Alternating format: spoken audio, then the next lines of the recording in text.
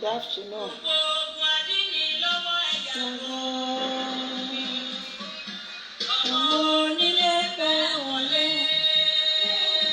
How are you?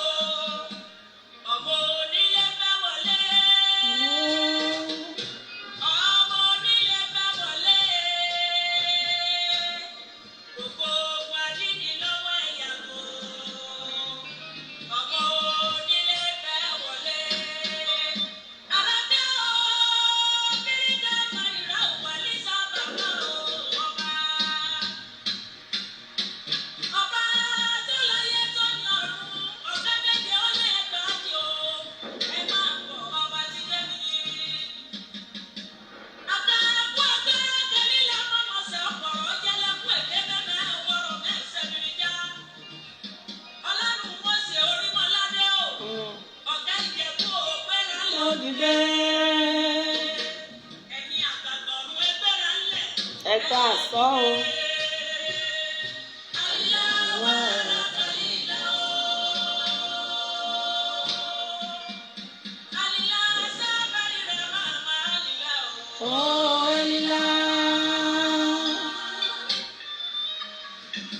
Good afternoon. A fẹ́ lọ pàdé.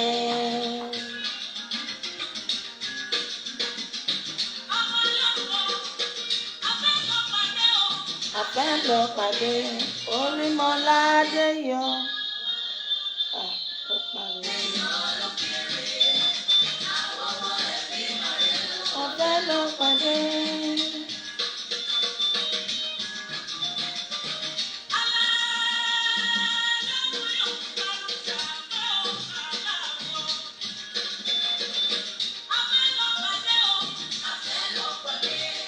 Orímọládé yọ lókèrè. Ọmọ ẹ̀mí màrẹ́ a fẹ́ lọ pàdé.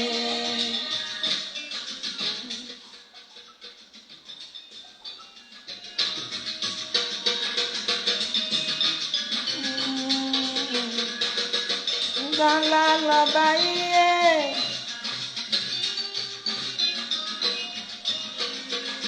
Ẹgbẹ̀gbẹ̀ rúbù tí yẹ.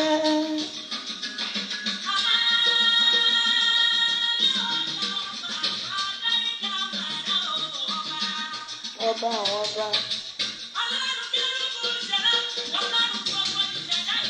Ẹ dìde o.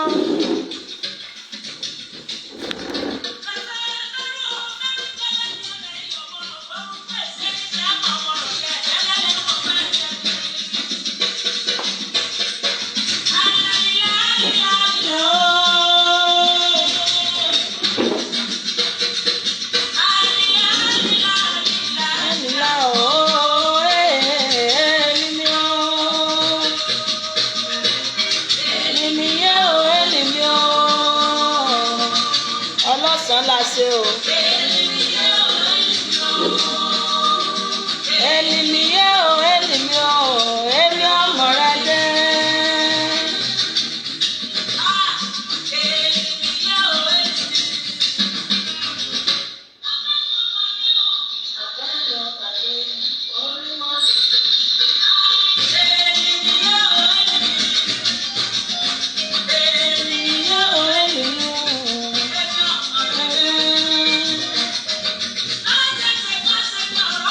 Ọ̀rọ̀ wà pẹ̀lú Ọlọ́run o. Ọ̀rọ̀ náà ó ti di ara ó bá mi. Ìyá ní iye wà o, ìyè náà sí ní ìmọ́lẹ̀ aráyé.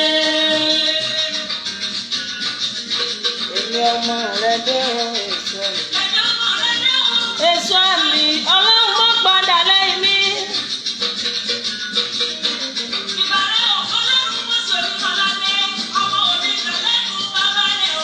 Mama siku.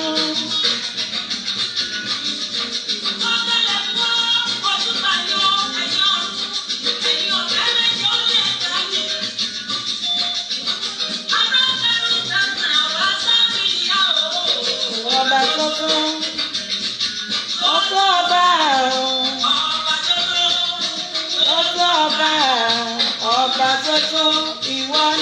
lọ́ba.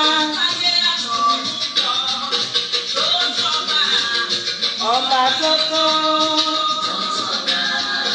Ọba tuntun. Ọba tuntun. Ìwọ nìkan lọ́ba táyé àtọ̀run bọ̀. Ọba tuntun.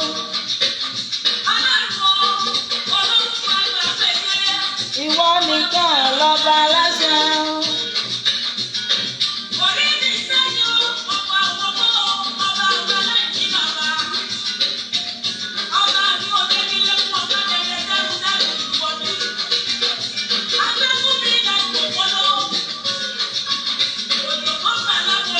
Ọ̀pọ̀ ọmọ inú rẹ̀ ìwọ nìkan ní.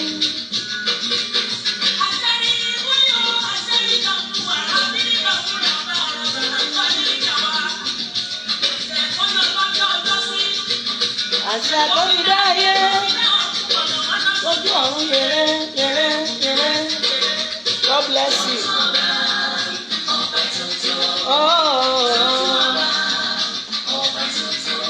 Ìwọ nìkan lọ́ba táyé àtọ̀run bọ̀. Ọba tuntun.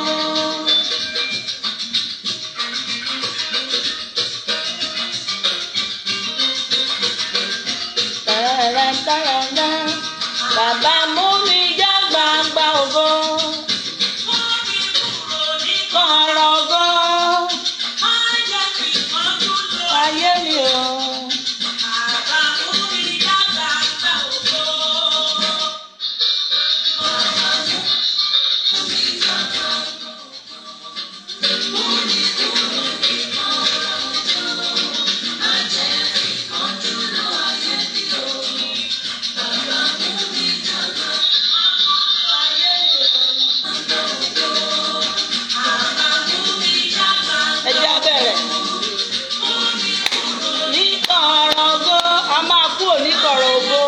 Happy new month.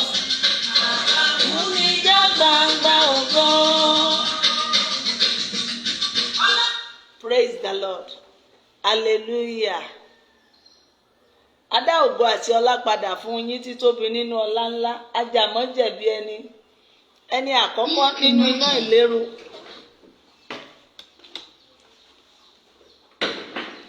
Ọba tó lè ṣe, ọba tó lè wí, gbìngbìnìkìn, awúwo bí àtẹ lẹ̀kẹ̀, ọba tí irun orí rẹ̀ ò sọdọ̀lẹ.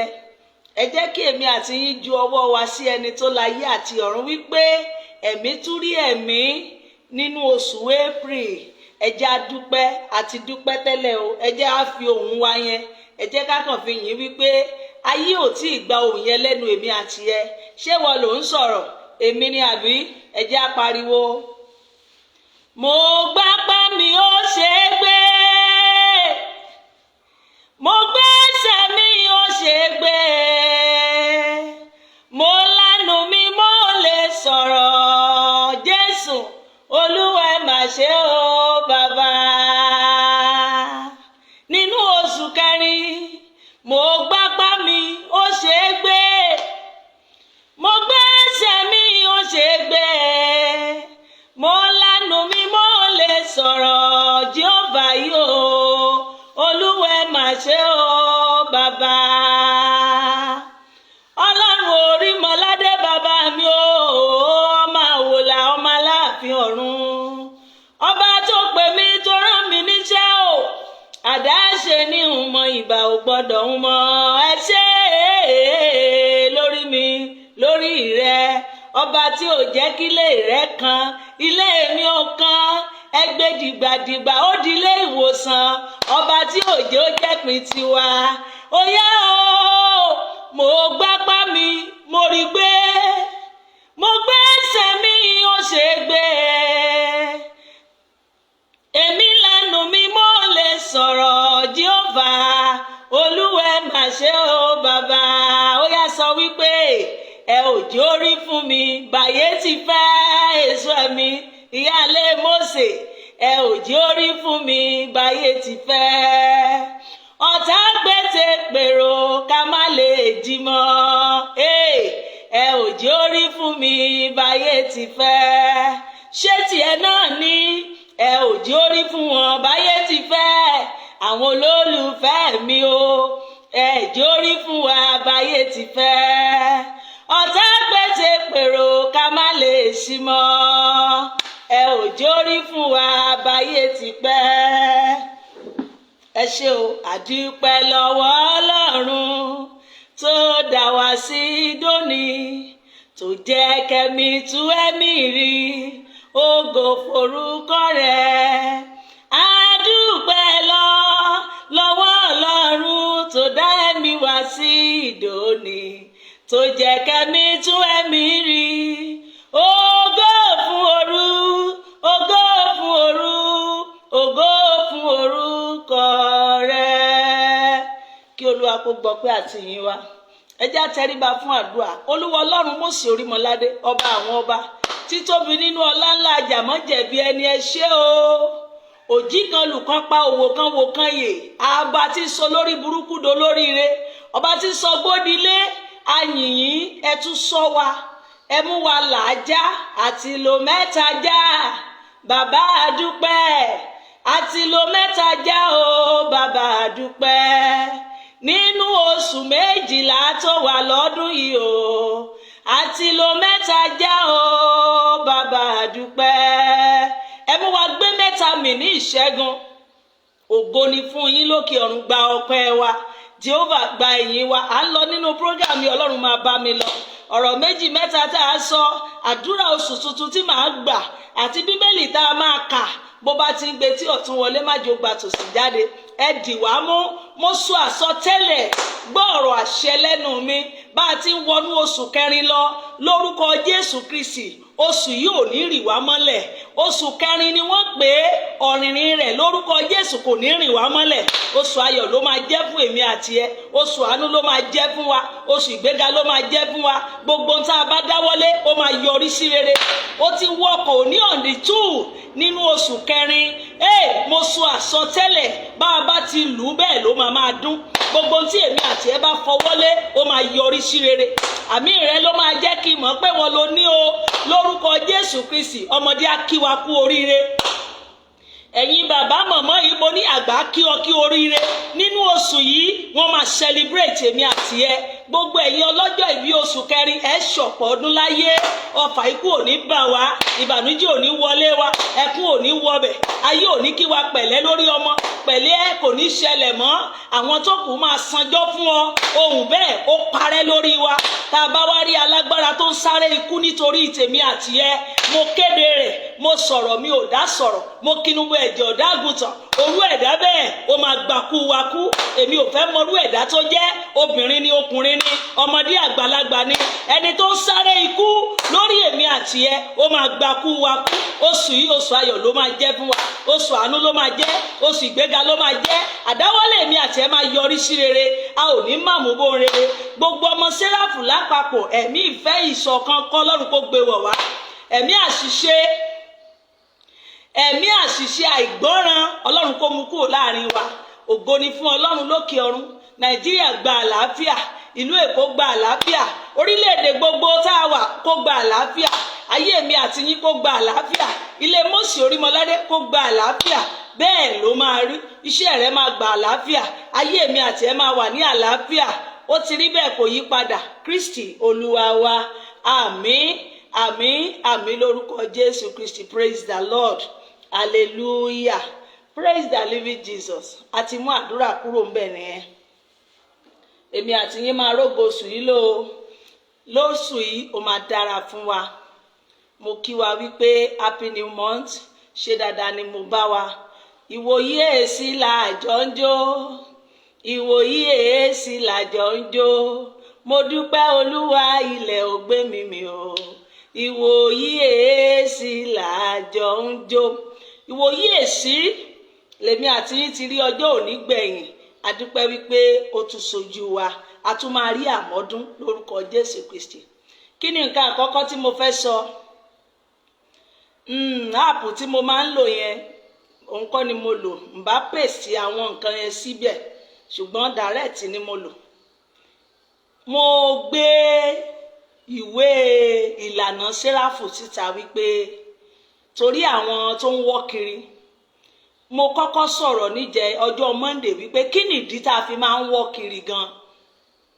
Ìdí wo ló gbọ́dọ̀ fi wọ́de ní church yẹn? Nǹkan àkọ́kọ́ tí mo fẹ́ sọ nìyẹn wípé a fẹ́ wọ́de.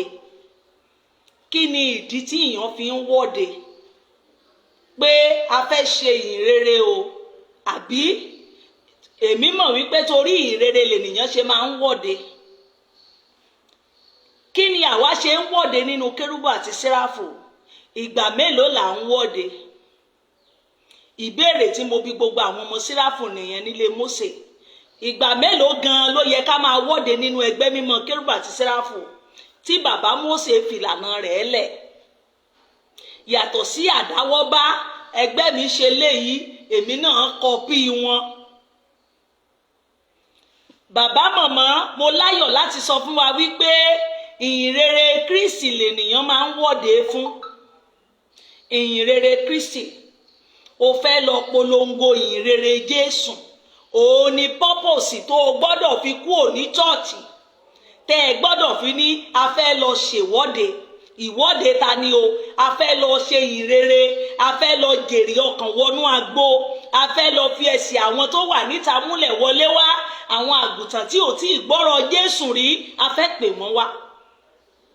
Pọ́pọ̀sì tí ènìyàn fi ṣe ìhìnrere Kristi nìyẹn, láti lọ máa kéde, lọ kéde ayọ̀ náà fún gbogbo ayé, pọ̀mọ́ Ọlọ́run ṣẹ́gun ikú, fi tíyín pẹ́ láyọ̀, ròyìn náà pọ́lùgbàlà jíǹde. Hello, wà á lọ kéde ohun tí bàbá Mósè sọ fún wa nìyẹn wípé ẹ lọ kéde ìhìnrere Jésù Kristi ní góòyì. Ohun tó wà nínú ìwé Matthew 28 nìyẹn o. Góòyì, everybody ẹ lọ máa wàásù mi títí dé Jùdíà, títí dé Jerúsálẹ́mù. Ìdí tó fi máa jáde nìyẹn. Bọ̀ kí ni ìdí tẹ́yìn fi ń wọ́de nínú kérúbù àti séráfù lónìí? Ẹ̀ ń wọ́de fún ẹ̀rí. Ẹ̀ ń wọ́de fún ẹ̀rí. Ẹ̀ ń wọ́de fún Holy Mary. Ẹ̀ ń wọ́de tẹ́ ẹ bá jáde májẹ̀mú. Ìwọ fúnra ẹ máa wò ó. Tẹ́ ẹ bá lẹ́ lọ gbà àwẹ̀. Tẹ́ ẹ bá wá gbà àwẹ̀ yẹn tán, ẹ wàá kógi fún gbogbo àwọn ọmọ yín pé kán gbé jáde o, igi ilé májẹ̀mú, ẹ bẹ̀rẹ̀ sí wọ́de kiri.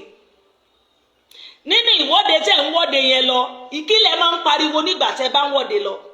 Ṣé ẹ máa sọ wípé ẹ̀rí ń gbàlà, ẹ̀rí ń wòsàn, àbí? Torí kò yé mi ìhun tá à ń wọ́de lé lórí. Ó yẹ kí gbogbo yín sì tara yín dànkíla. Kí ni pọ́pọ̀sì tí èèyàn fi lè máa wọ́de gan? Kì í kàn ṣe pé kẹ́kàn máa wọ́ lọ bí ìgúnnu báyìí, kẹ́kàn máa wọ́ lọ.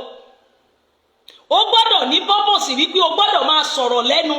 Kí ló dé wá fẹ́ máa sọ lẹ́nu ni wípé ẹ wá gba Jésù, ìwọ tó ò tí ì ní Kristi, ẹ wá fi ayé yín fún. Jọ̀ọ́ ǹgbà tẹ́yìn gbàpò tí tẹ́ ẹ bẹ̀rẹ̀ sí wọ́ lọ bí onígunukó yẹn, kí lẹ̀ ń fẹsẹ̀ ẹ̀ múlẹ̀? Ṣé kí ni ìtumọ̀ rẹ̀? Kí ni pọ́pọ̀sì pé ẹ ń wọ́de yẹn? Ẹ kàn ń lọ bí àwọn oníṣàngó, bí àwọn onímọ̀lẹ̀, ẹ ń lọ ẹgbẹ́ àpótí lérí, ẹ bẹ̀rẹ̀ sí kiri lọ. Hello, kò wà bàbílíkà nínú CRS, kò wà bàbílíkà nínú iṣẹ́ ẹ̀sìn Kristi tó mú wá. Kò sùn tó ń jẹ́ bẹ̀ wípé kẹkàn máa rìn lọ láì ní pọ́pọ̀sì nǹkan kan tẹ́ fi ń lọ. Àpótí ẹ̀rí tí wọ́n gbé lọ, tí wọ́n lọ dá padà, wọ́n fẹ́ lọ dá padà síbi tó ti gbé. Wọ́n gbé lọ torí ibi tí ẹ ti máa kà fún mi nìyẹn bẹ́ẹ̀ ṣe bí wọ́n gbé àpótí nígbà yẹn wọ́n gbé náà gbé. Ṣé o ka Bíbélì o mọ ìdí tán fi gbé? Nígbà tí Dáfídì rí pé wọ́n gbé àpótí lọ, Húsà fẹ́ ràn lọ́wọ́, ó kú, èmi ò ní lè gbélé ìṣíwọlé tèmi. Ẹjá lọ gbé fọ́mọ àlè kan tó wà ń bẹ̀yìn Obedi-Ódómù, kò jámọ́ nǹkan kan. Èrò ikú ni wọ́n rò sí wípé kí àpótí ẹ̀rí yẹn pa. Ṣùgbọ́n nígbà tán wá rí wípé àìsàn kọlù wọn, Ọlọ́run wá òpé ṣé orí gbogbo yín tẹ́ ẹ lọ ń yàgbẹ́ sínú ilé àpótí ẹ̀rí, ìgbẹ́hùn náà ni mo máa fi wò yín sàn. Ìgbẹ́ tẹ́ ẹ lọ yà, wọ́n wá lọ yàgbẹ́ sínú ibi tán gbà àpótí ẹ̀rí hùn sí bìbà. Ìgbẹ́ yẹn òun náà tún wá fi ṣèwòsàn wọn. A wá lọ sọ́dọ̀ Obedi-Ódómù, wọ́n wá lọ fowó máa ra ìgbẹ́ táwọn fúnra wọn ti yà síbẹ̀. Ó wá sọ Obedi-Ódómù dolówó, ó sọ́dọ̀ lọ́rọ̀. wọ́n wá Dáfídì bí ṣé kò kú náà èrò ohun tá a rò sí kò kú ẹ wá ẹja lọ gbàpótí àríwá padà. Wọ́n wá lọ gbé wọ́n wá ṣẹ̀ṣẹ̀ ṣe bí wọ́n ṣe nìkan ṣe jọ̀ọ́ láti jẹ́ tí àpótí ẹ̀rí ti wọ Jerúsálẹ́mù ọjọ́ wo lẹ rí tó tún jáde mọ́ torí mo ti ka Bíbélì láti Genesis báyìí a ti wà ní Jeremiah ọjọ́ wo lẹ rí pé àpótí ẹ̀rí tún jáde láti gbà yẹn torí pé wọn ti kọ́lé fún ìjọ tó ti kọ́lé fún báyìí tí Sólómọ́nì ti kọ́lé àpótí ẹ̀rí ò jáde kúrò ní Jerúsálẹ́mù mọ́ níbo lẹ́yìn ti rí tiyín kí nìdí tẹ́ fi ń gbé kiri ayé àpótí ẹ̀rí kì í ṣe nǹkan tẹ́ máa gbé kiri tẹ́ ń wọ́de àwọn ọmọ àlè kan gbé tiwọn sórí obìnrin wọ́n lẹ́wọ̀n ṣẹ̀rí ẹ̀yẹ gbé èyí kan gbé tiwọn sẹ́jìká ẹ̀wọ̀ rẹ́dìrẹ́dì bí à ń pẹ́ yàtọ̀ sóníṣàngó ọmọ Kérúbù àti Séráfù mo fìyọ́nú Ọlọ́run bẹ̀ wá wọ́n ní tí ènìyàn ò bá mọbi tó ń lọ ó mọ́ ń padà sílé ni o ẹ padà sílé bẹ́ẹ̀ bá mọbi tẹ́ ń lọ mọ́ ẹ lọ tọ ojú ọ̀nà ìgbani sẹ́tìmọ́sí sórí mọ́ládé ò gbé àpótí ìgúnnu fún yín kò ní ẹ mọ̀ rú kiri ìyìnrere Jésù Bíbélì ló gbélé wa lọ́wọ́ oníkálùkù yín ẹ lọ máa kéde iṣẹ́ tí mò ń ṣe yìí ìsọjí ìlú ni bàbá Mósè ṣe ìwàásù Jésù ó lè ṣiṣẹ́ ìyanu ìwọ tó o bá ti lè ṣerú ẹ̀ lọ bọ́ sọ àdúrà lẹ̀ gbàbí tó bá wù ẹ́ lọ torí ìdí tẹ́ fi ń wọ́de fún Holy Mary náà ẹ gbé èrè Mary bèbí ẹni mi ìkúkú mọ bí tẹ́ ti rí fọ́tò Mary rí tẹ́bí èmi ò rí fọ́tò Mary rí ìrìn tó lùgbàlà gan rí ẹ̀yìn èmi ò mọ bí tẹ́yìn ti rí yẹn tẹ́ ní pé ní Mary ẹgbẹ́ èrè sínú ẹgbẹ́ ẹlẹ́wọ̀de kiri ọmọ àlè lẹni tó máa ń ṣe bẹ́ẹ̀ àìní ìmọ̀ àìní ẹ̀kọ́ àkọ́ọ̀gbà òun ló fà á ẹ lọ mú kúrò kò wà bàbílíkà ìdí tó máa fi wọ́de ni wípé o fẹ́ sọ̀rọ̀ wípé Jésù ń padà bọ̀ lẹ́ẹ̀kejì repent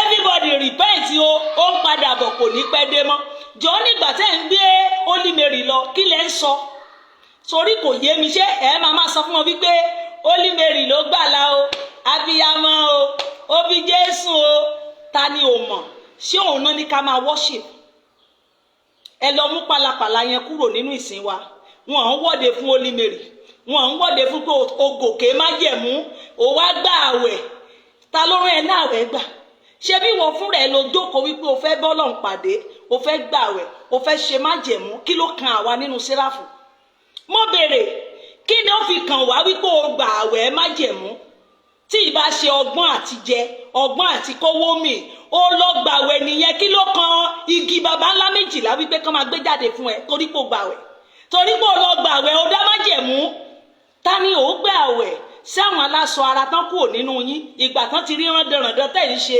ogun wọn move out gbogbo chọ́ọ̀tì tó jáde lónìí inú Séráfù náà ti jáde yàtọ̀ sí Catholic àti Anglican gbogbo ìyókù báyìí inú Kérúbù wọn rí nọ́nsẹ̀nsì tẹ́ ń ṣe onígbò jọ̀ọ́ sáwọn yẹn bọ́ ṣe ya lọ yẹn wọ́n ń gbàwẹ̀ ọjọ́ wo lè rí wọn tán kógi òṣì lórí tán ní kán máa kógi fáwọn wípé àwọn gòkè má jẹ̀mú àwọn gbàwẹ̀ o ẹ wá máa kógi baba ńlá méjìlá kí ló dé tí ẹ lójú tì kí ló dé tí ẹ wo mírọ̀ kí ló dé tí ẹ jókòó orú ìsìn wo ni mò ń ṣe gan ṣé Jésù ni mò ń polówó àbí mò ń bọ òrìṣà kí ló dé tẹ́ ẹ̀ ronú lẹ́ẹ̀mejì wípé irú iṣẹ́ wo là ń ṣe kí ni èmi àti èrè ní ṣe ṣé èrè ni Jésù kí ló kàn wá pẹ̀lú igi àpótí ṣé Jésù sì wà ní àpótí ni mo béèrè ó yẹ kí wọ́n bi rẹ̀ pé ìjẹ́ Bíbélì tí mo kà ṣé wọ́n ní Jésù inú àpótí ló sì ń gbé àbínú ọkàn ẹ̀yin tẹ́ ń wọ́de gunu kiri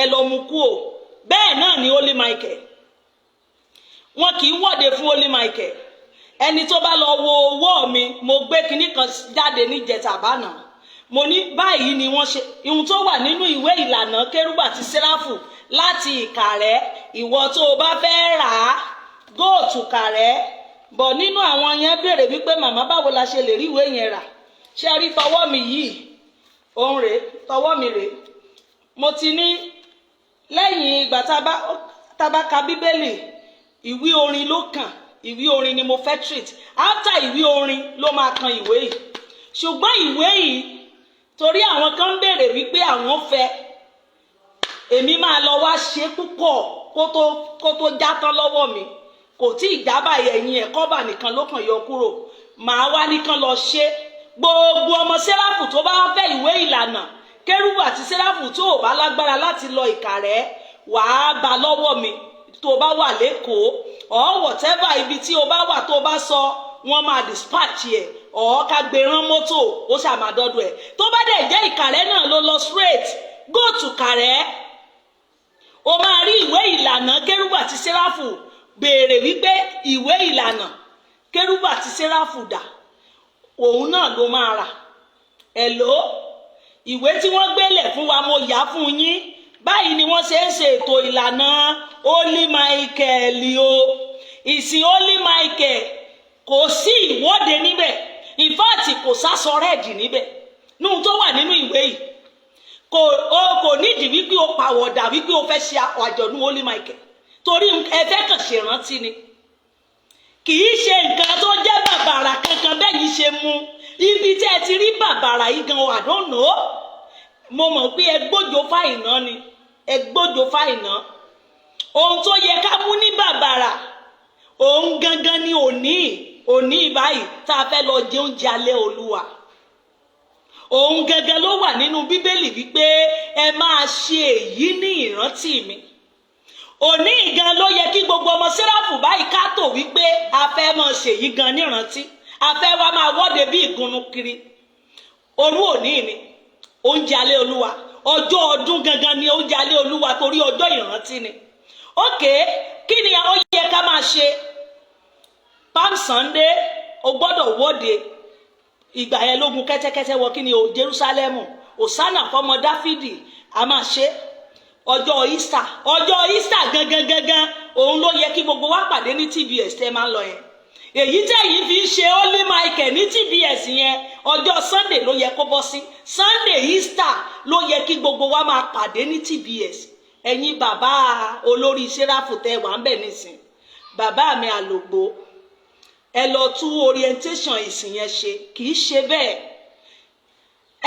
Holy Michael kì í ṣe nǹkan tí ènìyàn ń pàdé fún ní TBS torí kò ní mínì kí la fẹ́ sọ ń bẹ̀ nígbà tẹ́ ẹ pàdé yẹn ìjọ tí mo bá yín lọ mo wá jókòó bàbá mi ní sórí báyìí kí ni wọ́n fẹ́ máa wí béèrè lọ́wọ́ wọn níbẹ̀ ṣe ń wọ́ lọ èmi látijọ́ ẹ ti máa ń wọ́ kiri yẹn èmi ò bá yín ṣerú ẹ̀ rí mo kàn máa ń rẹ́rìn yín ni kọ́mà ní mi ò jáde sí yín mo kàn wá mo kàn jókòó ó mà ṣe o ṣùgbọ́n mi ò lè dákẹ́ torí ohun tá a rán mi nìyẹn láti wá túnṣe sọ fún wọn wípé kì í ṣe bẹ́ẹ̀ ọjọ́ Easter gangan lẹ gbọ́dọ̀ wọ́de òun lẹ máa pariwo ó jíǹde olùgbàlà ó jíǹde olùgbàlà bí ò bá ṣàjíǹde kò lè sí gbàgbọ́ ó jíǹde olùgbàlà ìyẹn gangan ni làbá máa sọ wípé Jésù jíǹde o òwò tó ò tí ì fi ayé rẹ fún wá fífún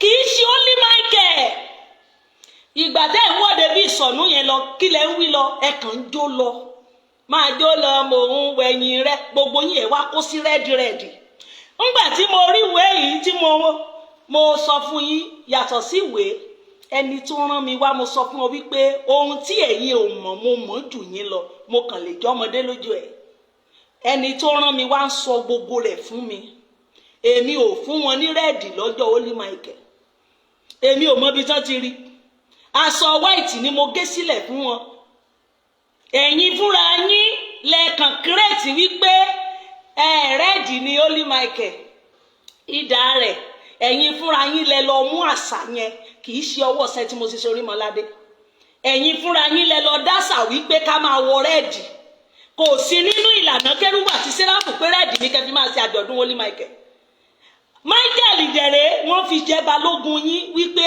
a máa jà fún yín torí òun ló ń jà fún àwọn sẹ́ráfù ọ̀run òun náà ni òun máa jà fún ti Áfíríkà ó tàn pé kẹkàn wá ṣèrántí wípé ọjọ́ yìí o bàbá Mósè ó yan balógun ọ̀run fún wa fún Holy Michael inú ṣọ́ọ̀ṣì náà ní kẹ́ ti ṣe ó ní ẹ ṣe ìsìn yẹn ní kíkún ẹ ṣe ní kíkún lẹ́yìn ìgbà tẹ́ ẹ bá kọrin tẹ́ ẹ ṣe àwọn àgbà mẹ́ta gbé idà Olúwa idà Holy Michael fún gbogbo ẹni tó ń da kérúbù láàmú kí idà Olúwa kó sá wọn kíyè kó jẹ́ tiwa, kí àlàáfíà kó jẹ́ tiwa. Lẹ́yìn yẹn orin ìwàásù, lẹ́yìn yẹn orin ọ̀fẹ́, kẹ́dẹ̀ pín èso, ó tán.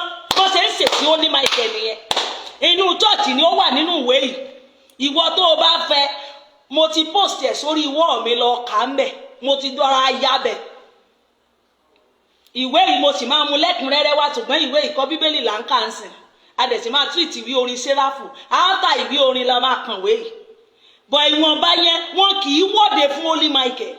Kò wà bàbílíkà torí ohun tí Kristi sọ wípé ẹ ò gbọ́dọ̀ forí yín balẹ̀ fún ogun ọ̀run, ẹ gbọ́dọ̀ sí ogun ọ̀run kan.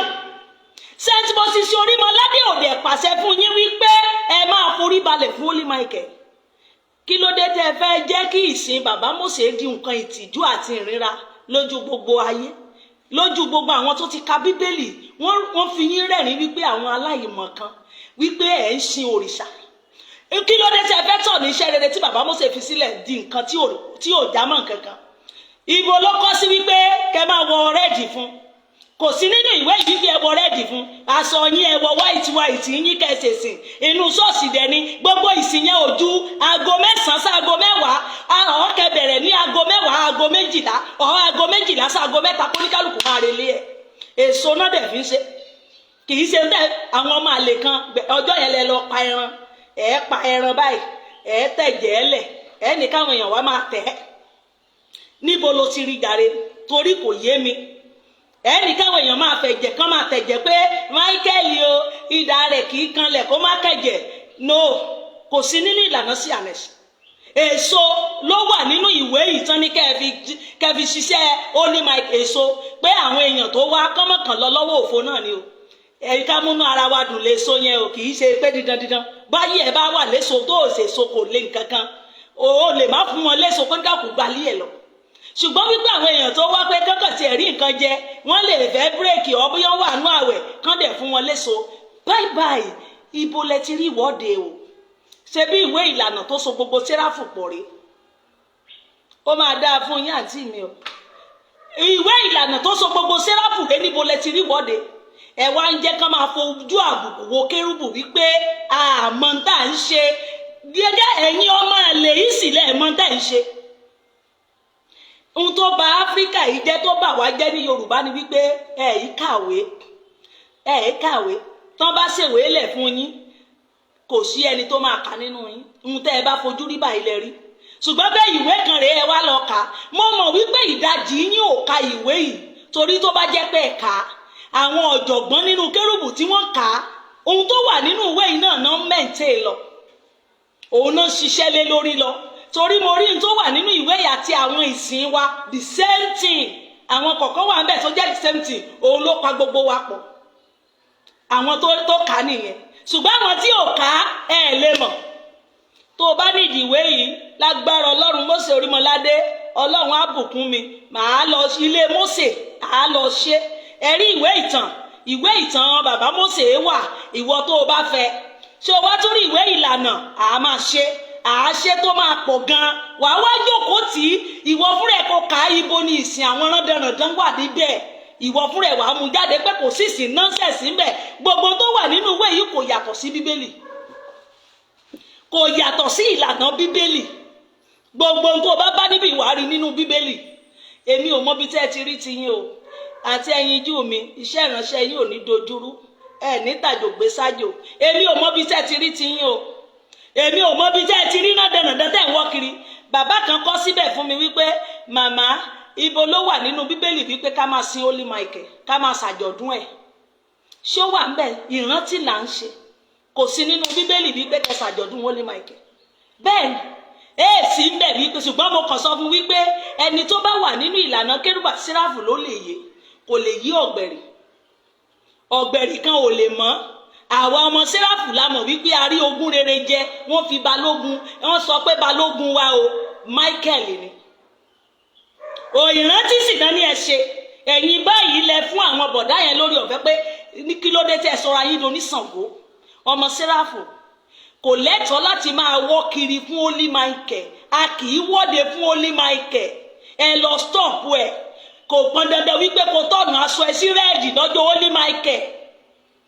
bàbá Mósè ò sọ bẹ́ẹ̀ wà láì kò sí nínú ìwé yìí bẹ́ẹ̀ wípé lẹ́yìn ìgbà tẹ́ bá ṣe yẹn o wà wọṣọ rẹ́ẹ̀dì o, kò sún tó ń jẹ́ bẹ́ẹ̀ níbẹ̀ o. ìwé tó so gbogbo sẹ́ráfù pọ̀ tán fi ń ṣèsìn rèé o. kò sí tó ń jẹ́ bẹ́ẹ̀ wípé rẹ́ẹ̀dì ní kẹ́ ẹ̀ wọ̀ fún Holy Michael, kò sí nínú ìwé ìlànà sẹ́ráfù. o lè white ni bàbá Mósè múlẹ̀ white ó máa fi doni rẹ́ẹ̀dì. nígbà tí mo gé white sílẹ̀ fún yín ẹjọ́ tí n bá fẹ́ worú àjọ̀dún kájọ̀dún ò bá fẹ́ ṣe white náà ló máa wọ̀. ogun ayé ò ní borí yín. gbogbo ẹ̀yin tẹ́ ń wọ́de fún Holy Michael, ẹ̀yin tẹ́ ń wọ́de fún ẹ̀rí, ẹ̀yin tẹ́ ń wọ́de fún májẹ̀mú, ẹ̀yin tẹ́ ń wọ́de fún ọ̀pá oríṣiríṣi tẹ́ ń wọ́de fún yẹn, ẹ lọ stop ẹ̀. lẹ́yìn èyí tẹ́ ẹ bá stop ẹ̀, ohun tójú yín bá ti rí nígbà tẹ́ ń wọ́de lọ ẹ faramọ́. èmi ò ní sọ bẹ́ẹ̀ jùlọ. ìwọ tó o bá ti wọ́de fún Holy Michael ẹ̀rí o gbàpò tí báyìí ló wá lọ bí ìgúnnú kó yẹn láìsí kókó, torí èmi ò mọ tẹ́ fẹ́ wí mbẹ̀. wọn kì í wọ́de fún ẹ̀rí kiri ayé. ẹ̀rí òkú òlójú kan ibi tó wà ẹ ló máa wà. látijọ́ ẹ̀rí dẹ̀ ti wọ bẹ̀, ẹ̀rí ò jáde mọ́ o. ẹ̀rí ti kú òun àpótí Jésù Kristi lẹ̀rí ayérayé o. òun ni ẹ̀rí tán sọ o. bíbélì ni o, bíbélì ọ̀rọ̀ Ọlọ́run, òun ni Jésù o. ó ti jáde kúrò nínú àpótí tẹ́ ẹ̀ ń rù kiri òṣì yẹn o. ayé ẹ báyìí ló nílò kó lọ fi ayé ẹ fún. gbogbo náà dandan tẹ́ ẹ̀ ń rù kiri tẹ́ ẹ̀ ń ṣe bí àwọn onímọ̀lẹ̀ yẹn, ẹ lọ bá wa stop ẹ. kí la gbọ́dọ̀ wọ́de fún? Palm Sunday, Easter, àjọ̀dún sẹ́ráfù, ohun mẹ́ta tá a gbọ́dọ̀ wọ́de fún nìyẹn tó wà bàbílíkà. àjọ̀dún sẹ́ráfù ní ọjọ́ 9/9 pé ọjọ́ yìí 1925 tá a sọ kérúbù àti sẹ́ráfù lórúkọ, òun ni gbogbo wa gbọ́dọ̀ tó. ọjọ́ yẹn dẹ̀ ni baba ńlá méjìlá gbọ́dọ̀ jáde. baba ńlá méjìlá ò gbọ́dọ̀ jáde yàtọ̀ sí 9/9. kò baba ńlá anybody ò gbọ́dọ̀ fọwọ́ kan baba ńlá méjìlá yàtọ̀ sí 9/9. àjọ̀dún sẹ́ráfù ni baba ńlá méjìlá máa ń jáde. àwọn ọ̀dọ́ kọ́dẹ̀ ló ń gbé baba ńlá méjìlá. àwọn bàbá 90, 80, 70 àwọn ló gbọ́dọ̀ fọwọ́ kan. àwọn arúgbó nígbà tí gbogbo sẹ́ráfù bá tò, àwọn bàbá yẹn ló wá máa bọ̀, ló máa gbẹ̀yìn tán máa gbé. wọ́n fi ń rẹpísẹ́ǹtì àwọn ọmọ Ísírẹ́lì dẹni pé baba ńlá méjìlá ìgbàanì òun ni èyí tí wọ́n tẹ̀ ń ṣe o. bàbá Mósè kírètì baba ńlá méjìlá ṣùgbọ́n fún àjọ̀dún sẹ́ráfù ni. àjọ̀dún ìrántí wípé a rí ogún rere jẹ ní Áfíríkà tí a nípìn nínú ìsìn ọ̀run. pé wọ́n béèrè ìsìn ọ̀run fún wa, àwa náà nípìn bẹ̀. lẹ́yìn ọjọ́ yẹn baba ńlá méjìlá kankan ò tún gbọ́dọ̀. ṣùgbọ́n Èkó ni mo dé, nọ́ńsẹ̀sì lè ń ṣe lẹ́kọ̀ọ́, nọ́ńsẹ̀sì gidi nínú kérúbù àti sẹ́ráfù tẹ́ ẹ̀ mọ̀. kò sún tó ń jẹ́ bẹ̀ kẹ́ máa gbé baba ńlá méjìlá fáwọn ẹ̀rí ẹgbẹ́rí ogòkè májẹ̀mú ó yẹ nìṣó bí ìgúnnu kó mo kàn ń wò pé kí leléyìí. ẹ bá wa stop ẹ o, kí igi yẹn mọ̀ bá là mọ́ ẹ lórí. ẹ stop ẹ o. gbogbo ẹ̀yin tẹ́ ń gbé nọ́ńsẹ̀sì, wọn kì í wọ́de yàtọ̀ sí mẹ́ta tí mo sọ yẹn. ọjọ́ Palm Sunday wàá máa pariwo sánà sọmọ Dáfídì. ọjọ́ Easter wàá máa pariwo ó ti jíǹde báyìí o, ó ti jíǹde o, ó ròkè ọ̀run o, ó ti jòkó lọ́wọ́ ọ̀tún baba Olódùmarè. níbẹ̀ ni yóò ti ṣe ìdájọ́ ayé òun òkú. Jésù jíǹde. àtúnfi àjọ̀dún 9/9 àjọ̀dún sẹ́ráfù. lẹ́yìn yẹn kò sí ìkankan mọ́ àfi ìsọjí ìta gbangba. tá a bá fẹ́ ṣèsọjí, bóyá a fẹ́ polongo Jésù wípé a fẹ́ ṣèsọjí níbí báyìí o, gbogbo ènìyàn ẹ jáde wá o, ẹ wá a máa pín flyers. ìhìnrere náà ni gbogbo ẹ̀. ìhìnrere lèèyàn ń jáde fún. o gbọ́dọ̀ ní purpose tí wàá máa sọ. ọ̀rọ̀ kan gbọ́dọ̀, ọ̀rọ̀ á máa jáde lẹ́nu ẹ. kì í ṣe kẹkàn máa wọ́ lọ bíi títì. kẹkàn ń wọ́ lọ, ẹ máa ń gbégi o, Ṣàngó ilé wọn ti jáde. a máa lọ báyìí bí ìgúnnu. máa bá di ẹlòmíì bá máa bú sẹ́kún. ṣé ara mi náà ní yín ṣá? àbí àṣì omi gbé láì jẹ́mu? ẹ lọ stop nonsense yẹn o. ìrere Jésù lèyàn ń wọ́de fún o. ẹ kì í wọ́de fún ẹ̀rí, wọn ò wọ́de fún Holy Mary, wọn ò wọ́de fún nonsense tẹ́ ń ṣe kiri ayé yẹn. Palm Sunday, Easter and Kini o 99 àti ìrere ìsọjí òun náà gbọ́dọ̀ wọ́de fún, òun ló fi jẹ́ 4. Yóò dára fún wa. Ó jẹ́ èyí tí mo mú wá. Èyí tó dàbí rẹ̀, ṣé mo ti sọ ìwé yẹn tí a bá fẹ́ a máa ṣe, àwọn kan láwọn fẹ́, màá ṣe láìpẹ́ tó máa pọ̀. Ìwé ìlànà ẹ máa ríra, ó pọ̀. Owó bá dẹ̀ jẹ́ ìwé ìtàn ṣe bàbá Mósè náà ni ó wà àti ṣe nílé Mósè. Ṣáàṣá àti mi pé a fẹ́ ìwé, ò bá jẹ́ 20 ló fẹ́ 100 wàá ríra. Ìwé ìlànà yìí mo máa ṣe tó máa pọ̀ gan, á kárí gbogbo ẹni tó bá fẹ́ ríra. Owó péréte dẹ̀ ni. Èmi ń ṣe torí ìwé yẹn lèmi fẹ́ fi dìbò ayé mi o. Bó bá jẹ́ 500 ni wọ́n tẹ̀ jáde, àátà fún ẹ náà ní 600 100 naira. Kò lè tó yẹn, ayé tèmi ò le ló ṣe rí. Èmi ò ní dìrù ìwé ilé yín lórí. Kó bá ní pé ya ìwé yẹn gbẹ̀rẹ̀ ni á bẹ̀rẹ̀ pé 1 million láàtà. Kò sí tó ń jẹ́ bẹ́ẹ̀ nílé Mósè o. Kò sí tó ń jẹ́ bẹ́ẹ̀. Ogun ayé ò ní borí wa. Èyí tá a bá ba níbi tán ti fẹ́ ṣe jáde, èèyàn náà là á gbé jáde pé oyè báyìí la gbé jáde. Kóníkálùkù sàtìrá kẹ́ka dẹ̀ ni.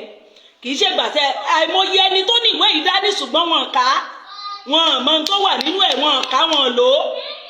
Ẹ kà á gbogbo ìwọ tó bá ní ìwé ìlànà Séráfù ó ní kó fi máa ṣèsìn ẹ. Àìjẹ́ bẹ́ẹ̀ Ọlọ́run Mósè máa kọjú ìjà sí yín lọ́dún yìí o. Kí lẹ̀ ń wá ń bi iná wọ ọmọ yìí? Ó dà. Careful o, ẹja lọ o. Ó jẹ́ ẹ ṣe bàbá mi. Ẹyọkan tó kù òun ni wípé àwọn wo ló lẹ́tọ̀ọ́ sí oúnjẹ alẹ́ Olúwa láti jẹ. Bàbá mi ti rán mi létí, mò ń wò pé ó kẹyọkan. Ṣé ọmọdé lè jẹ oúnjẹ alẹ́ Olúwa bí?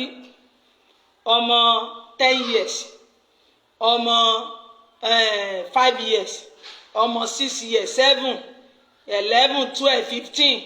Ìjẹ́ wọ́n lẹ́tọ̀ọ́ sí oúnjẹ alẹ́ Olúwa bí? According to ìwé mímọ́ tó wà lọ́wọ́ wa, wọ́n lẹ́tọ̀ọ́ sí o. Tó bá jẹ́ Bíbélì yìí ló ń kà ní tòótọ́. Tó bá jẹ́ Bíbélì yìí ni èmi àti ẹjọ́ gbé dání tá a fi operate. Nínú ìwé ìlànà bàbá Mósè gan kò sí wípé ọmọdé lè jẹ o. Òun ni bàbá Mósè sọ fún mi pé iṣẹ́ ìsìn tí mo mú wá fún wọn kò yàtọ̀ sí Bíbélì. Ètò ìlànà Séráfù kò tako Bíbélì o. Gbogbo àdábọ̀wọ́ tán bá rí lónìí fúnra wọn ni wọ́n kírètì ẹ̀, kì í ṣe sẹ́ńtì mo ti sọ Orímọládé ló fún yín. Ọmọdé ò lè jẹ oúnjẹ alẹ́ Olúwa o. Ẹ̀yin tẹ́ ẹ lọ ń fún àwọn ọmọ kéékèèké, bóyá ẹ kàn ń fún wọn wípé ìwòsàn, pé kánkàn jẹ́ fún ìwòsàn ara. Kì í ṣe pé kán jẹ́ fún purpose wípé wọ́n ti gbọ́n o, pé àwọn náà ti lẹ́tọ̀ọ́ sí.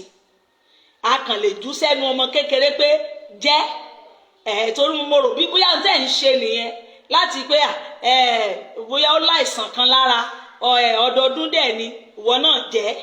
Bọ̀ ẹ má fún ní purpose wípé bí àwọn àgbààgbà ṣe máa tò kóun náà wàá tò, kóun náà ṣe báyìí, kò tí ì mọ tó ń jẹ́ bẹ́ẹ̀ o. Torí wípé ẹ má jẹ́ kí àwọn ọmọ yẹn di ọlọ́kùnrin. Àgbàlagbà gan tí ò bá tó jẹ́, àgbàlagbà tí ayé rẹ̀ ò bá ti sí nínú Kristi, tó bá jẹ oúnjẹ alẹ́ Olúwa gan, ó máa sọ di aláàbọ̀ ọjọ́, ó máa sọ di ọlọ́kùnrin. Ká má ṣẹ̀ṣẹ̀ ní àwọn ọmọ kéékèèké tí wọ́n tiẹ̀ tí ì mọ tó ń jẹ alẹ́ Olúwa, tí wọ́n tí ẹ̀kọ́ ò tí ì yé wọn. Wọ́n kàn mọ̀ pé ẹ̀tọ́ nǹkan kan sẹ́nu, àwọn náà ń rún nǹkan kan jẹ. Mo fi Ọlọ́run bẹ̀ yín, ẹ má fún àwọn ọmọ kéékèèké lóúnjẹ alẹ́ Olúwa. By the time tí àwọn náà bá fi máa gbọ́n dé stage pé èmi náà ti jọ̀wọ́ ayé mi, ó ti ṣèrìbọ mi, mo ti ní ìbápàdé pẹ̀lú Kristi. Ẹni tí ò ṣèrìbọ mi, ẹni tí ò fàyè ẹ̀ fún Jésù tó ń jẹ oúnjẹ alẹ́ Olúwa, ó kàn jẹ́ waste of time. Ìwọ tí Jésù ò dámọ̀ tó ń jẹ oúnjẹ alẹ́ Olúwa, you are wasting òun waste time ayé ẹ̀ ni. Òun jẹ́ lérí irọ́. ìwọ tó ń jẹ oúnjẹ alẹ́ olúwa tó ń yòdì, oúnjẹ oúnjẹ alẹ́ olúwa ò ń dìtẹ̀, oúnjẹ oúnjẹ alẹ́ olúwa ò ń bá tèèyàn jẹ́, oúnjẹ oúnjẹ alẹ́ olúwa ò ń kànyàn mọ́gi, oúnjẹ oúnjẹ alẹ́ olúwa oní kò ní ga kò ní gòkè, oní ẹ̀ní ṣèfẹ́ nínú kérúbù àti séráfù, ẹni túká lẹ máa túká, sí oúnjẹ alẹ́ olúwa lẹ́ ń jẹ. ẹ ń dirù lérí ara yín ni. ẹni tó bá tí ayé rẹ̀ wà nínú Kristi, tó ní ìbápàdé, tó nífẹ̀ẹ́ ọmọlàkejì dénú, tí ayé rẹ̀ ò sí nínú ibi, bó o bá jẹ oúnjẹ alẹ́ olúwa kò ní fọ́ ẹ lórí. bó ẹ̀yin tí ayé yín jẹ́ òróǹro ènìyàn, tẹ́ ẹ bá jẹ oúnjẹ alẹ́ olúwa, ọ̀kùnrùn lẹ́ẹ̀dà, ọkùnrùn. ẹni tó máa lẹ́tọ̀ọ́ sóúnjẹ alẹ́ olúwa, ìwọ gan gbọ́dọ̀ search yourself. ṣé mi ò bá yé ènìyàn jẹ́? ṣé mi ò rokúrò ọmọlàkejì mi? ẹni jẹ oúnjẹ alẹ́ olúwa, ó di ọdún mẹ́ta wà nínú ẹ̀, ó dẹ̀ fẹ́ lọ jẹ oúnjẹ alẹ́ olúwa, ó ń yòdì. ṣé bí wọ́n ṣe nìkan jẹ oúnjẹ alẹ́ olúwa nìyẹn? ẹ jẹ́ á kíyèsára, pàápàá àwọn ọmọ kéékèèké. àwọn ọmọ kéékèèké kò lẹ́tọ̀ọ́ sóúnjẹ alẹ́ olúwa o. táwọn náà bá dé stage wọn, òye á ti yé wọn, ẹ̀kọ́ á ti yé wọn, wọ́n á mọ purpose tán fi ń jẹ oúnjẹ alẹ́ olúwa. àwọn náà jẹ tiwọn nígbà yẹn. ẹ má ti jẹ́ ká máa fún wọn sìn, àfi tẹ́ ẹ bá kàn fẹ́ dàṣì wọn bóyá wọ́n láìsàn lára. kì í ṣe pé kẹ wá tẹ́wọ́n jù sẹ́nu ẹ̀, kò ní purpose wípé ó kàn jẹ́ bí oúnjẹ, ó kàn fún lóúnjẹ àkàrà jẹ ni. kò tí mẹ́mórì yẹn ó gbọ́dọ̀ ní purpose wípé oúnjẹ yìí mo ti bá kú, mo bá jíǹde, mo jẹ láyé, olúwa kà mí yẹ láti jẹ tọ̀run.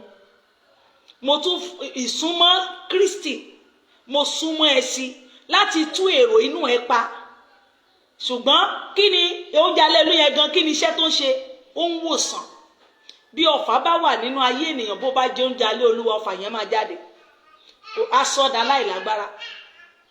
oúnjẹ alẹ́ olúwa tẹ́ ẹ̀ ń wò yẹn, tí ẹ bá ṣe tán bó ṣe ń ṣe tẹ́ ẹ jẹ́, ìwòsàn ni.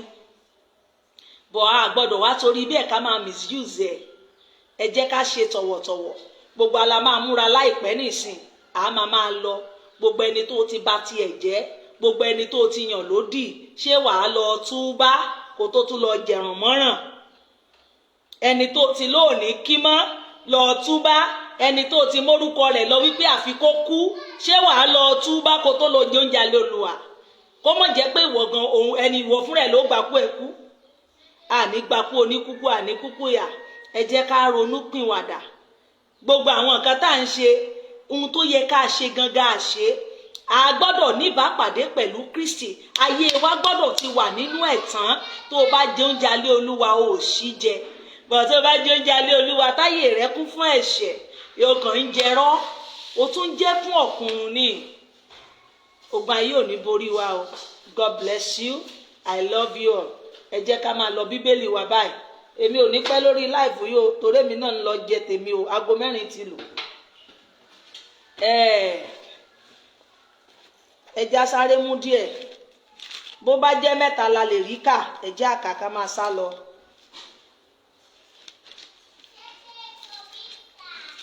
ìbùládé Jeremiah.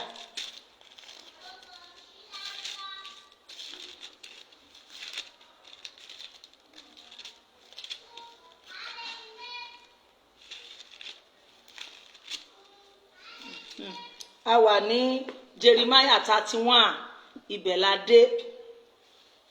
Jeremiah 31, ẹ já lọ. Ísírẹ́lì padà sí ilé, òun ni àkọlé léyìí. ní àkókò náà ni Olúwa wí, ní àkókò náà ni Olúwa wí, ni èmi ò jẹ́ Ọlọ́run gbogbo ìdílé Ísírẹ́lì, wọn ò sì jẹ́ ènìyàn mi. Praise the Lord. ẹ ti mọ bí tá a ti ń bọ̀.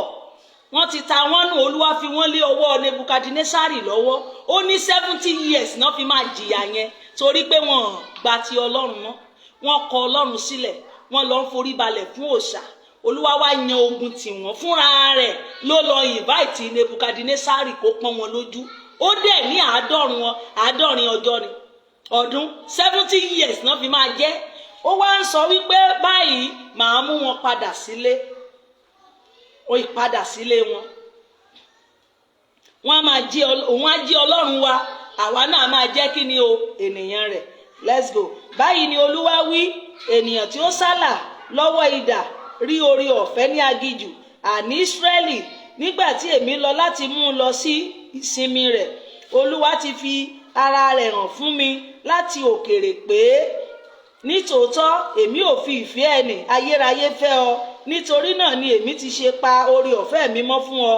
Èmi ò tún ọ kọ́, ìwọ ò sì di kíkọ́, ìwọ wúndíá Ísírẹ́lì, ìwọ ò sì fi típélì rẹ ṣe ara rẹ lọ́ṣọ̀ọ́, ìwọ ò sì jáde lọ ní ọwọ́ ijó àti àwọn tí ayọ̀. Praise the Lord. Olúwa ń ṣèlérí fún wọn wípé ibi tí a kó wọn lọ nígbèkùn o, wọ́n á padà wá ti àwọn ti ijó àti kíni o àti ayọ̀. Ìwọ ò gbin àjàrà sórí òkè Samaria, àwọn àgbẹ̀ yóò gbìn, wọn ò sì jẹ. Èmi náà sọ àsọtẹ́lẹ̀ fún wa nínú oṣù yìí, oṣù kẹrin, a ó gbin ọgbà àjàrà, a ó jẹ nínú rẹ̀. Orí olórí ò ní jíṣẹ́ èmi àti yín lórúkọ Jésù Kristi. Nítorí ọjọ́ náà ni èyí tí àwọn olùṣọ́ lórí òkè Éfrémù yóò kígbe pé ẹ dìde, ẹ sì jẹ́ kí a gòkè lọ sí Síónì sọ́dọ̀ Olúwa Ọlọ́run wa. Nítorí báyìí ni Olúwa wí, ẹ fi ayọ̀ kọrin dídùn fún Jákọ́bù, ẹ sì hó ní ti olórí àwọn orílẹ̀-èdè. Ẹ kéde, ẹ yìn kí ẹ sì wí pé Olúwa gba àwọn ènìyàn rẹ̀ là, ìyókù Ísírẹ́lì. Wò ó, èmi ò mú wọn láti ilẹ̀ àríwá wá, èmi ò sì kó wọn jọ láti agbègbè ilẹ̀ ayé. Afọ́jú àti ayarọ pẹ̀lú wọn, aboyún, ẹni tí ń rọbí ṣọ̀kan pọ̀ ní ẹgbẹẹgbẹ́ ńlá ni wọn ó padà síbẹ̀. Praise the Lord. Ṣé ẹ ti rí báyìí ní ẹgbẹẹgbẹ́ ńlá, ibi tí ẹgbẹ́ mímọ́ kérúbù àti séráfù tí bàbá Mósè mú wá fún wa, ohun tí wọ́n ṣe pè ní ẹgbẹ́ nìyẹn, torí ẹgbẹ́ ni wọ́n lọ́run.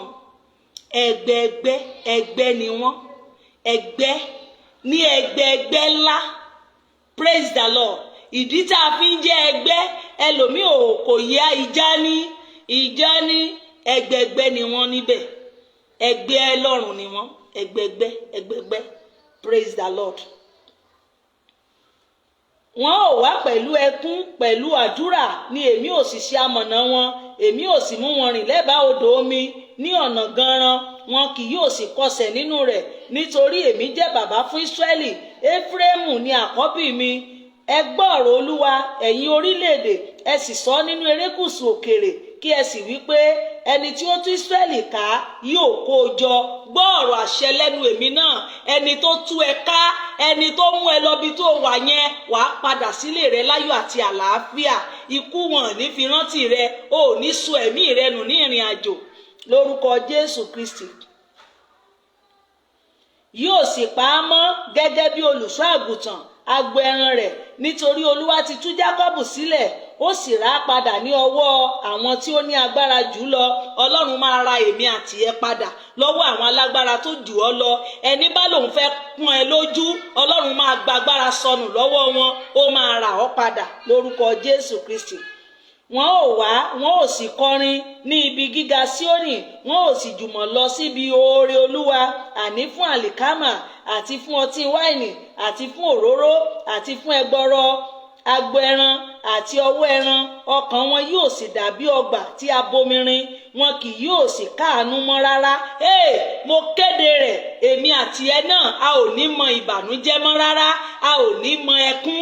Ìró ayọ̀ náà ń gbọ́ lágọ̀ọ́ àwọn olódodo, ìró ayọ̀ náà máa gbọ́ ní àgọ́ wa lórúkọ Jésù Kristi. Nígbà náà ni wúndíá yóò yọ̀ nínú ijó pẹ̀lú ọ̀dọ́mọkùnrin àti arúgbó ṣọ̀kọpọ̀, nítorí èmi ò sọ ọ̀fọ̀ wọn di ayọ̀. Ọlọ́run máa sọ ọ̀fọ̀ rẹ di ayọ̀ nínú oṣù yìí. Èmi ò sì tú wọn nínú, Ọlọ́run máa tú èmi àti ẹ nínú. Èmi ò sì mú wọn yọ̀ lẹ́yìn ìkáàánú wọn, Ọlọ́run máa mú wa yọ̀. Gbogbo tá a ti là kọjá tó lè bá ènìyàn sọ, ayọ̀ ló máa gbẹ̀yìn èmi àti yín. Èmi ò sì fi sísanra tẹ́ ọkàn wọn àlùfáà lọ́rùn. Ṣé o ti gbọ́? Àwọn àlùfáà wọn ò ní rù mọ́, wọn á sanra. Oore mi yóò sì tẹ́ àwọn ènìyàn mi lọ́rùn ni Olúwa wí. Praise the Lord. Àánú Olúwa lórí Ísírẹ́lì. Báyìí ni Olúwa wí. Ní Rámà ni a gbọ́ ohùn réré ẹkún kíkorò. Rákélì sọkún fún àwọn ọmọ rẹ̀, ó kò gbípẹ̀ nítorí àwọn ọmọ rẹ̀, nítorí pé wọ́n kò sí. Báyìí ni Olúwa wí, dá ohùn rẹ dúró nínú ẹkún, bàbá màmá tó ń gbọ́ mi ní oṣù yìí, ìwọ náà má sunkún mọ́. Gbogbo ohun tó ń là kọjá yẹn ayọ̀ ló máa já sí. Gbogbo ìlàkọjá rẹ yẹn bàbá màmá ayọ̀ ló máa já sí. Gbogbo ohun tó ń gbomijó lójú èmi àti ẹ̀rín ló máa já sí o, lórúkọ Jésù Kristi. Dá kíni o, ó ní kó o dá ẹnu rẹ dúró. Báyìí ni Olúwa wí, dá ohùn rẹ dúró nínú ẹkún àti ojú rẹ nínú omijé, nítorí iṣẹ́ rẹ ní èrè ni Olúwa wí. Iṣẹ́ èmi àti ẹ máa ní èrè nínú oṣù kẹrin, pàápàá nínú ọdún 2025. Iṣẹ́ wa máa ní èrè lórúkọ Jésù Kristi. Wọ́n ò sì padà wá sí ilẹ̀ ọ̀tá. Ìrètí wa ní ìgbẹ̀yìn rẹ̀ ni Olúwa wí pé àwọn ọmọ rẹ yóò padà sí agbègbè wọn. Lóòótọ́ èmi ti gbọ́ Éfrémù pohùn réré ara rẹ̀ báyìí pé ìwọ ti nà mí, èmi sì di nínà bí ọmọ màálù tí a kò kọ̀. Yí mi padà, èmi ò sì yí padà, nítorí ìwọ ni Olúwa Ọlọ́run mi. Bàbá màmá, ìwọ náà yí padà kúrò nínú ọ̀nà búburú, yí padà. Jẹ́ kí èmi àti ẹ ronúpìwàdà. Oṣù tuntun la mú yìí, èrò tuntun, ìwà tuntun, ìgbé ayé tuntun, òun ni kò jẹ́ ká mú. Nítòótọ́ lẹ́yìn tí èmi yí padà, mo ronúpìwàdà, àti lẹ́yìn tí a kọ̀ mí, mo lu ẹ̀gbẹ́ mi, ojú tì mí. Lóòótọ́ àní mo dààmú, nítorí pé èmi ru ẹ̀gàn ìgbà èwe mi. Àwọn ọmọ a ní Éfrémù fún mi bí? Ọmọ inú dídùn a ní bí? Nítorí bí èmi ti sọ̀rọ̀ tító, síbẹ̀ èmi rántí rẹ̀. Nítorí náà ni ọkàn mi ṣe lù ú fún mi, èmi ò sì ṣe ìyọ́nú fún un nítòótọ́ ni Olúwa wí. Gbé àmì ọ̀nà sókè, ṣe ọ̀wọ́n àmì. Gbé ọkàn rẹ sí òpópónà, àní ọ̀nà tí ìwọ ti lọ. Tún yí padà, ìwọ wúndíá Ísírẹ́lì, tún yí padà sí ìlú rẹ wọ̀n-ọn-nì. Ìwọ ti ṣìnà kiri pẹ́ tó, ìwọ apẹ̀yìndà ọmọbìnrin, nítorí Olúwa dá ohun tuntun ní ilẹ̀ náà pé obìnrin kan yóò sì gbọ́ o, obìnrin kan yóò yí ọkùnrin kan ká. Ṣé o ti gbọ́? Obìnrin kan yóò yí ọkùnrin kan ká. Praise the Lord. Ọjọ́ iwájú àwọn ènìyàn Ọlọ́run yóò dára. Ọjọ́ iwájú èmi àti ẹ máa ṣe kíni o? Ó máa dára. Báyìí ni Olúwa àwọn ọmọ ogun Ọlọ́run Ísírẹ́lì wí pé wọ́n ò sì tún lo èdè yìí ní ilẹ̀ Júdà àti ní ìlú rẹ̀ wọ̀n-ọn-nì, nígbà tí èmi mú ìgbèkùn wọn padà pé kí Olúwa kí ó bùkún ọ ibùgbé òdodo òkè ìwà mímọ́ Júdà àti gbogbo ìlú rẹ̀ yóò máa jùmọ̀ gbé inú rẹ̀. Àgbẹ̀ àti àwọn tí ń bá agbo ẹran lọ káàkiri, nítorí èmi ti tú ọkàn aláàárẹ̀ nínú, èmi sì ti tẹ gbogbo ọkàn ìkáàánú lọ́rùn. Lórí èyí ni mo jí, mo sì wò ó, oorun mi sì dùn mọ́ mi. Wò ó, ọjọ́ ń bọ̀ ni Olúwa wí, tí èmi ò gbin ilé Ísírẹ́lì àti Júdà ní irúgbìn ènìyàn àti irúgbìn ẹran. Yóò sì ṣe pé gẹ́gẹ́ bí èmi ti sọ wọ́n láti fàtu àti láti fàlulẹ̀ àti láti wó lulẹ̀ àti láti parun àti láti pọ́n lójú, bẹ́ẹ̀ ni èmi ò sọ wọ́n láti kọ́ àti láti gbìn ni Olúwa wí. Bẹ́ẹ̀ ló máa rí fún èmi àti yín lórúkọ Jésù Kristi. Ní ọjọ́ wọn ni wọn kì yóò wí mọ́ pé àwọn bàbá ti jẹ èso àjàrà. Ṣé o ti gbọ́? Ibi tí ọ̀rọ̀ yẹn ti jáde nìyẹn o. Láìrò mi dá o.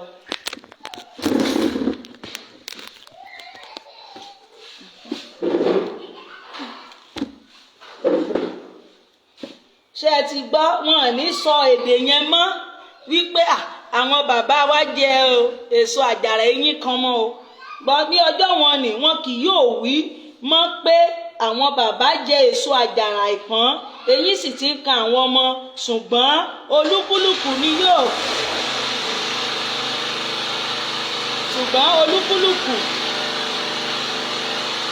yóò kú nítorí àìṣedéédé rẹ̀. Olúkúlùkù tí ó jẹ èso àjàrà àìpọ́n ni eyín yóò kan. Hello.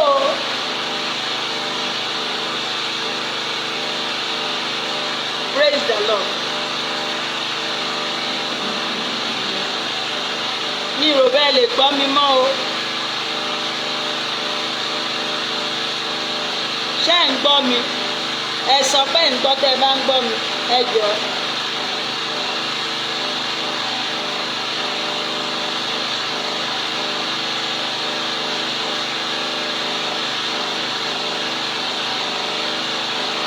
Hello.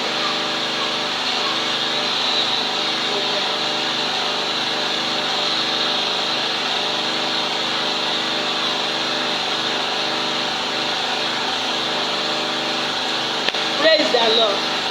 Ẹ jọ̀ọ́,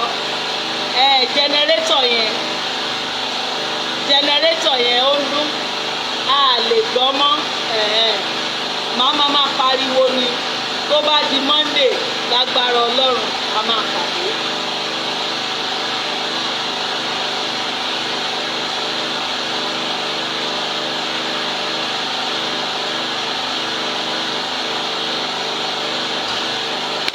Ọlọ́run yóò kọ́lé ayọ̀ fún wa. Bàbá yẹn Johnson Òjó Olúwafẹ́mi, Ọlọ́run kó gbàdúrà fún yín, ẹ ò ní rí dààmú, ẹ ò ní bọ́ sọ́wọ́ ogun, àánú Ọlọ́run kó wá yín rí. Màmá ẹyin jú iṣẹ́ yìí ò ní dojúrú, oṣù yìí máa pé wa, oṣù ayọ̀ ló máa jẹ́. Gbogbo tá a jọ kó wọn oṣù yìí kan kò ní bàjẹ́, ọfà ikú ò ní bà wá. Mo súre fún gbogbo ọkàn torí àmì ṣe lóṣù yìí, ìrì àánú, ìrì owó, ìrì ọlá máa wọlé wa, ìbùkún àgbọ̀gbẹ́ máa wọlé wa, a ò ní fọwọ́ wa gbọ́mọ sí, bẹ́ẹ̀ ló máa rí. Ikú ọmọ ò ní wọlé wa o, ẹkú kò ní wọlé wa o, òṣè kò ní wọlé wa o, ìdààmú ò ní jẹ́ tiwa o. Ọdún ayọ̀ la máa ṣe, a ṣe ọdún yìí, àtúnṣe àmọ́dún, bẹ́ẹ̀ ló máa rí. Kristi Olúwa wa. God bless you, I love you. Ó di Monday lágbára Ọlọ́run, níta ti máa dúró nìyẹn. Bye for now, bye. Ariwo generator yìí ò lè jẹ́ ká gbọ́ nǹkan kan mọ́. Ó dàbọ̀.